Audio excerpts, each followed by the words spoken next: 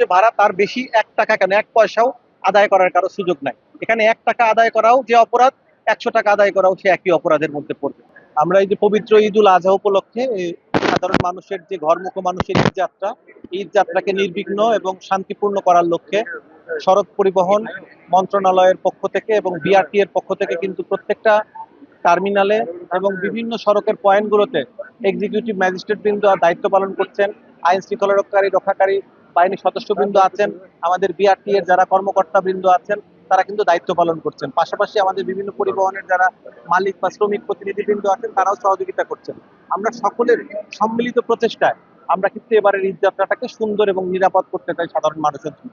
এবং এই জন্য আমরা প্রত্যেকটা কাউন্টার ইতিমধ্যে সবাইকে যে মেসেজটা দিয়েছি, সরকার নির্ধারিত এবং বিআরটিএ নির্ধারিত যে প্রত্যেকটা রুটের জন্য সর্বোচ্চ নির্ধারিত ভাড়া, এই ভাড়ার অতিরিক্ত ভাড়া যেন কোনো পরিবহন আদায় না করে। যে ভাড়া তার বেশি ১ টাকা কেন ১ পয়সাও আদায় করার কারো সুযোগ নাই। এখানে ১ টাকা আদায় করাও যে অপরাধ, ১০০ টাকা আদায় করাও সে একই অপরাধের মধ্যে পড়বে। যে যেমন লাইক করো তেমনই স্বাদের high five wafer. High five খাও, হাই ফাইভ দাও।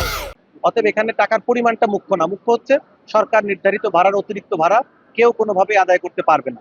এবং প্রত্যেকটা পরিবহনের যারা সংশ্লিষ্ট আছেন, বিশেষ করে যারা ড্রাইভাররা, তারা যেন সঠিকভাবে ড্রাইভিং লাইসেন্স থাকে, আমরা সেগুলো প্রত্যেকটা গাড়িতে যাচাই করছি।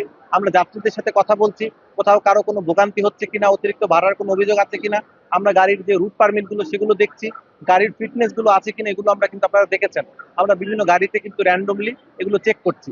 এবং আমাদের পয়েন্টে পয়েন্টে যারা ম্যাজিস্ট্রেটরা দায়িত্ব পালন করছেন, আইন শৃঙ্খলা রক্ষাকারী বাহিনীর সদস্যবৃন্দ দায়িত্ব পালন করছেন, তারাও কিন্তু গাড়িগুলোতে এগুলো চেক করছেন। আমরা যদি কোথাও কোনো অনিয়ম পাই, কোনো ব্যত্যয় পাই, তাদের বিরুদ্ধে কিন্তু ব্যবস্থা নেওয়া হবে। এবং আপনারা এটিও জানেন যে বিআরটি এর পক্ষ থেকে কিন্তু একটা অ্যাপস চালু করা হয়েছে। অ্যাপস এর মাধ্যমে প্রত্যেকটা গাড়িতে যখন ড্রাইভারদেরকে ড্রাইভিং লাইসেন্স দেওয়া হয়, তাদের 12 করে পয়েন্ট থাকে এবং যে কোনো অপরাধের জন্য কিন্তু তাদের আস্তে আস্তে পয়েন্ট কর্তন হয়, 1 পয়েন্ট 2 পয়েন্ট করে কর্তন হয়। যদি কোথাও কোনো গাড়ির চালক যদি এমন কোনো অপরাধ করেন যে অপরাধের জন্য পয়েন্ট কর্তনের বিধান আছে, এটি কিন্তু তাৎক্ষণিকভাবে সংশ্লিষ্ট এক্সিকিউটিভ ম্যাজিস্ট্রেট বৃন্দ তারা কিন্তু ওই পয়েন্ট কর্তন করতে পারবেন। এবং সেই পয়েন্ট কর্তন হতে হতে যখন পয়েন্টটা শূন্য হয়ে যাবে, তখন কিন্তু তার ড্রাইভিং লাইসেন্স আপনা আপনি বাতিল হয়ে যাবে।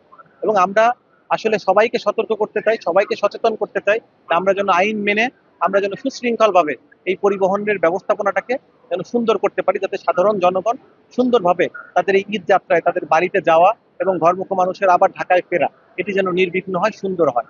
তাদেরকে নির্দেশনা দিয়েছে, দেখেন একটা বিআরটিএ থেকে ভাড়ার চার্ট দেওয়া আছে, কিন্তু প্রত্যেকটা কাউন্টারেই ভাড়ার একটা চার্ট দেওয়া আছে। ওই চার্টে কিন্তু কোন পরিবহনে কোন রুটে কত টাকা ভাড়া নিতে পারবে সব লেখা আছে। তার পাশাপাশি আমরা স্টিকারও দিয়েছি প্রত্যেকটা রুটের জন্য বিআরটিএ থেকে। ওই স্টিকার গুলো তাদেরকে লাগাতে বলা হয়েছে। আমরা ইতিমধ্যেই আজকে দিনের বেলাও তাদেরকে একবার সতর্ক করেছি যে প্রত্যেকটা স্টিকার যেন দৃশ্যমান স্থানে লাগানো থাকে। যারা যারা এখনো লাগায়নি তাদেরকে আমরা আবারও সতর্ক করে বলে দিয়েছি এটি যেন অবশ্যই আজকের মধ্যে তারা লাগানো থাকে, এবং আমরা আগামীকাল থেকে যদি এরকম কোনো ব্যত্যয় পাই তাদের বিরুদ্ধে আইনগত ব্যবস্থা নিই। আমাদের অভিযান একেবারে ঈদের শেষ পর্যন্ত, মানে ঈদের ঘরমুখ মানুষের ঢাকায় ফেরা পর্যন্ত, আগামী জুনের 6 তারিখ পর্যন্ত আপাতত এই অভিযান চলমান থাকে।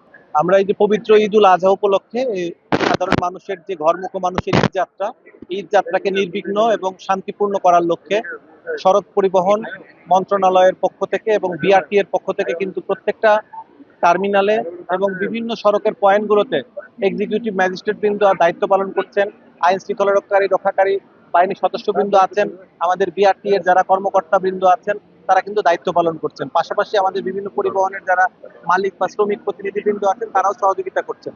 আমরা সকলের সম্মিলিত প্রচেষ্টায় আমরা কিন্তু এবারের ঈদ যাত্রাটাকে সুন্দর এবং নিরাপদ করতে চাই সাধারণ মানুষের জন্য। এবং এই জন্য আমরা প্রত্যেকটা কাউন্টার ইতিমধ্যে সবাইকে যে মেসেজটা দিয়েছি, সরকার নির্ধারিত এবং বিআরটিএ নির্ধারিত যে প্রত্যেকটা রুটের জন্য সর্বোচ্চ নির্ধারিত ভাড়া, এই ভাড়ার অতিরিক্ত ভাড়া যেন কোনো পরিবহন আদায় না করে।